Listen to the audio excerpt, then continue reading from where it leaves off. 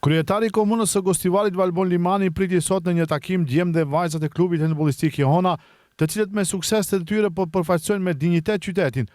Limani theksoi se ky klub është një nga krenaritë e qytetit dhe një shembull i përkushtimit të rinjve në sport. Ai shtoi se komuna e Gostivarit do të vazhdojë të mbështetë sportin dhe të rinjt që përfaqësojnë qytetin në gara dhe aktivitete të ndryshme sportive. Sot një takim me klubin handbollistik Jehona, me dy ekipet të cilët garojnë në ligën e parë.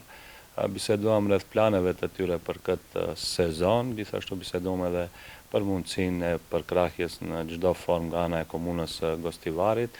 Unë i sigurova të gjithë lojtarët se me aq mundësi sa ka, komuna e Gostivarit gjithmonë do të qëndrojë krah këtyre sportistëve të rinj, sepse këta janë ambasadorët më të mirë të qytetit tonë. Mesazhi është që gjithmonë të jenë aktiv, të merren me sport, të shohin para dhe të ecin para.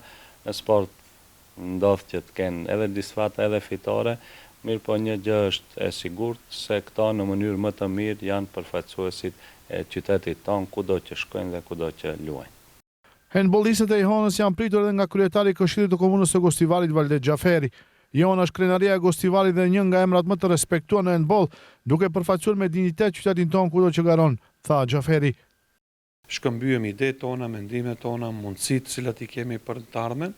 Paraprakisht, veç më opinioni është i njoftuar se në seancën paraprake të cilën e kemi pasur në Këshill të Komunës Gostivarit, me përkrahje unanime nga gjithë këshilltarët prezent në seancë, u miratua mbështetje financiare edhe për klubin e femrave, edhe për klubin i cili garon në Superligë dhe sigurisht gjithë ky bashkë diskutua dhe njëherë, mirë pritëm për të uruar sukses të klubit handbollistik Jehona, klubit të qytetit cili na bën vërtet krenar dhe na prezanton çdo pjesë të shtetit, por jo vetëm edhe në arenën ndërkombëtare dhe sigurisht edhe për në të ardhmen shkëmbyem ide dhe mendime që të mundet të vazhdohet përkrahja dhe suporti i pa rezervë për arsye se vërtet ky klub edhe e meriton.